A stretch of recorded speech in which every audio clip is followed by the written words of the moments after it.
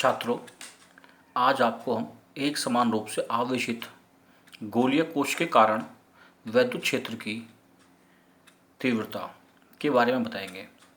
जैसा कि मैंने कल आपको बताया था, प्लेट्स के कारण क्षेत्र की तीव्रता क्या होती है, वो परिणाम हम पहले निकाल चुके हैं। इसके पश्चात आज एक गोलीय कोश लेंगे। देखिए, यहाँ हमने एक गोलीय कोश लिया हुआ है। कोश मीन्स जैसे कोई शैल होती है, या दूसरे शब्दों में कह सकते हैं कि खोखला गोला हो गया कोई। इस खोखले गोले को हमने प्लस क्यू आवेश दिया है, तो गोले के अंदर तो आवेश होगा नहीं, बिल्कुल भी सारा आवेश गोले की सतह पर आ जाएगा। मैंने दिखाया हुआ यहाँ दिखा रहा हूँ जैसे मैं आपको। अब इस गोले के केंद्र से x दूरी पर कोई बिंदु A है, गोले की सतह पर कोई बिंदु B है, गोले की सतह के अंदर कोई बिंदु C है। इन तीन बिंदुओं पर हम वैद्युत क्षेत्र की तीव्रता के मानों की गणना करेंगे। ऐसा करने के लिए हम इनको ज्ञात करने के लिए गॉस की प्रमेय का प्रयोग करेंगे। अच्छा, इन तीन बिंदुओं पर वैद्युत क्षेत्र की तीव्रता ज्ञात करने के लिए हमने तीनों बिंदुओं को स्पर्श करते हुए गॉसियन सतह खींची। ये गॉसियन सतह है जिसकी त्रिज्या है हमारे पास में x स्फेरिकल फॉर्म में। बिंदु B ऑलरेडी सतह के ऊपर है, और बिंदु C से जो गॉसियन सतह है उसकी त्रिज्या होगी स्मॉल r। इस प्लस आवेश के कारण A पर जो क्षेत्र की तीव्रता होगी वो बाहर की ओर होगी, त्रिज्या वेक्टर के अनुदिश होगी, और बिंदु C पर भी ऐसे ही होगी बाहर की तरफ, और बिंदु B पर भी ऐसे ही बाहर की तरफ होगी, जो मैंने दिखाया नहीं इसके अंदर। अब इसके पश्चात स्टूडेंट्स बताता हूँ मैं आपको, जब बिंदु A पर क्षेत्र की तीव्रता ज्ञात करने की बात करते हैं हम, तो यहाँ अगर कोई इसका एक छोटा सा, जिसे कहते हैं एलिमेंट्री पार्ट, हम सतह का ले लेते हैं, तो इसका क्षेत्रफल सदिश होगा। क्षेत्रफल जो सदिश आएगा इसका निकल के, वह इसकी सतह के लंबवत आएगा। इकाई सदिश जिधर एन कैप दिखाया हुआ इस दिशा में आएगा। क्षेत्रफल सदिश इसका जो एरिया है शेडेड भाग का, वह है ds। इस ds इसका क्षेत्रफल हो गया, और क्षेत्रफल सदिश हो जाएगा इस तरफ जिधर एन कैप लिखा हुआ है। क्षेत्रफल सदिश की दिशा ये होगी ds एरो।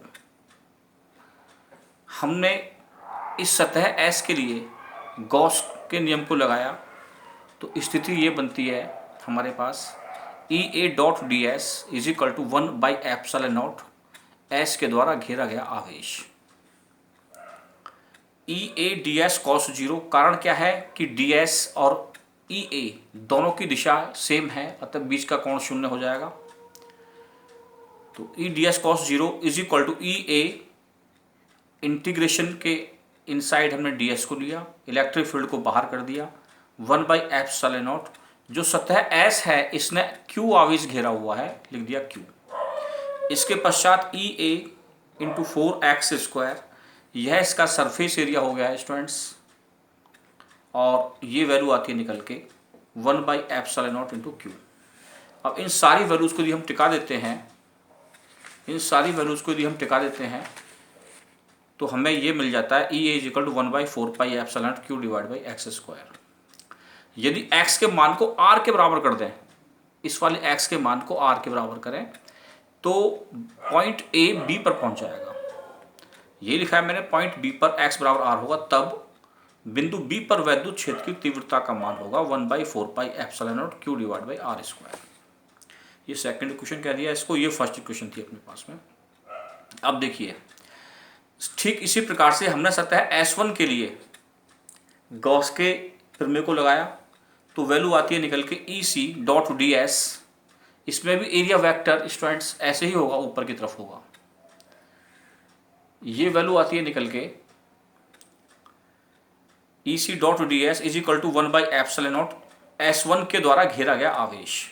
अब S1 चूंकि अंदर है, खोखले गोले के अंदर कोई आवेश है ही नहीं, अतः S1 के द्वारा घेरा गया आवेश 0 हो जाएगा। सभी मानों को यदि हम इस पर रख देते हैं और वैल्यू को आगे करके कैलकुलेट करते हैं तो इसी की वैल्यू 0 आती है। कहने का अर्थ यह है कि गोलीय कोश के भीतर वैद्युत क्षेत्र की तीव्रता का मान 0 होता है। ये तीनों परिणामों को हमने अलग अलग फिर दिखा के इसमें लिख दिया गया है। नोट्स मैंने आपके पास ऑलरेडी भेज दिए हुए हैं। इन तीनों की सहायता को यदि हम ग्राफ की सहायता से इंडिकेट करें तो ग्राफ की सहायता से इंडिकेट ये करते हैं, ये लाइन वाई एक्सिस जो है वैद्युत क्षेत्र की तीव्रता, ये गोले के केंद्र से दूरी है। इस वाले कर्व के अंदर जरा ध्यान देंगे, ये लाइन ऐसे मिलेगी, यहाँ electric field directly proportional to 1/x² है। x की वैल्यू जब अनंत होगी तब जाके ई का मान 0 होगा, अर्थात ये दोनों रेखाएं आपस में पैरेलल हो जाएंगी, समानांतर हो जाएंगी। इलेक्ट्रिक फील्ड जब x का मान, कहने का अर्थ है जब जिस बिंदु पर आपको वैद्युत क्षेत्र की तीव्रता ज्ञात करनी है गोले के अंदर है, कोश के अंदर है, तो क्या होता है, तो वहाँ इलेक्ट्रिक फील्ड 0 है, वहाँ कोई इलेक्ट्रिक फील्ड नहीं दर्शाया गया है। बिंदु बी के ऊपर मैक्सिमम वैल्यू आपको दिखाई दी ही गई है, यहाँ से लेकर के यहाँ तक। इस प्रकार से ये टॉपिक यहाँ पूरा होता है। अब यदि हम बात करते हैं कि गोलीय कोश ना होकर के कोई ठोस गोला हो तब क्या होगा। ठोस गोले की अवस्था में स्टूडेंट्स जरा ध्यान देंगे, ठोस गोले की अवस्था होगी उसमें आवेश संपूर्ण सतह पर एक समान रूप से, संपूर्ण आयतन पर, नॉट सतह पर, संपूर्ण आयतन पर एक समान रूप से वितरित होगा। ठीक पहले की तरह ये दो बिंदु हैं अपने पास, ए है, बी है और सी है। ए बाहर है, बी सतह पर है, सी सतह के अंदर है। हमने उसी तरीके से सतह खींची गई है, डॉटेड हिस्सा जो दिखाया मैंने सतह S1 है, ये गॉसियन सतह, और ये जो हिस्सा दिखाया मैंने, ये अंदर जो डॉटेड हिस्सा दिखाया है ये सतह अपने पास में S1 हो गई है, ये S हो गई है। बिंदु ए पर वैद्युत क्षेत्र की तीव्रता ज्ञात करने के लिए यदि हम गॉस की प्रमेय लगाते हैं तो हमें ये वैल्यू मिलती है EA.ds is equal to 1/ε0 S के द्वारा घेरा गया आवेश is equal to 1/ε0 into Q. सभी चीज़ों को रखने के पश्चात, ये पहले भी बात हो चुकी है, रखते हैं तो हमें रिजल्ट मिलता है EA is equal to 1/4πε0 Q/x²। ये सारी चीज़ें इसमें कांस्टेंट हैं, तो ये इंडिकेट करता है EA समानुपाती 1/x²। जैसे पहले किया था ठीक उसी प्रकार से यदि x का मान r के बराबर हो तब क्षेत्र की तीव्रता बिंदु B पर ज्ञात की जा सकती है। अतः EB का माना जाएगा 1/4πε0 Q/r²। इस वाली पिक्चर के अंदर सभी चीज़ें नियत हैं, तो EB का मान कांस्टेंट होगा और मैक्सिमम होगा। यदि सरफेस S1 की बात करेंगे तो EC.ds आपको यहाँ दिखाया हुआ है, यहाँ EC है, वैद्युत क्षेत्र की तीव्रता ऐसे करके ये जो वैल्यू है ये EC है और ये है ds। तो EC into ds is equal to ES ds cos 0 1/ε S1 के द्वारा घेरा गया आवेश। इन वैल्यूज को टिका देते हैं, इन दोनों के बीच का कोण 0 था ही, ये तो 1 हो ही जाएगा cos 0 की वैल्यू EC ds 1/ε0 Q1। मान लिया गया है कि Q1 S1 के द्वारा घेरा गया आवेश है, तो EC into 4πr² Q1/ε0 is equal to EC का मान आया निकल के 1/4πε0 Q1/r²। अब हम Q1 के मान को ज्ञात करने की कोशिश करेंगे।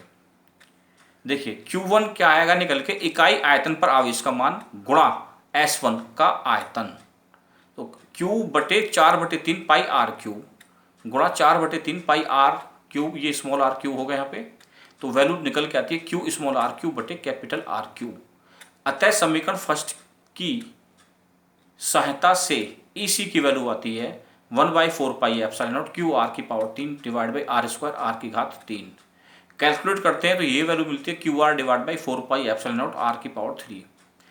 जो ब्रैकेट में फिगर है यहाँ पर ये सारी कॉन्स्टेंट है, ये इंडिकेट इस बात को करती है EC directly proportional to r। तो गोले के केंद्र पर r का मान 0 होगा, तो अतः EC का मान भी इसके अनुसार 0 हो जाएगा। अब यदि हम बात करें परिणामों की, परिणाम हमें इससे निकल के आते हैं E का मान समानुपाती 1/x², EB नियतांक आया निकल के, EC समानुपाती आ गया स्मॉल r। यदि ग्राफ खींचते हैं तो ग्राफ की स्थिति बच्चों इसमें कुछ ऐसी बन जाती है कि अंदर यहाँ पर एक स्ट्रेट लाइन आएगी गोले के अंदर, और बाहर की स्थिति ऐसी बनेगी जो कि ग्राफ पहले भी दिखाया गया है आपको, पहले वाले केस गोलीय कोश में भी सेम ग्राफ मिला था इस रूप में करके।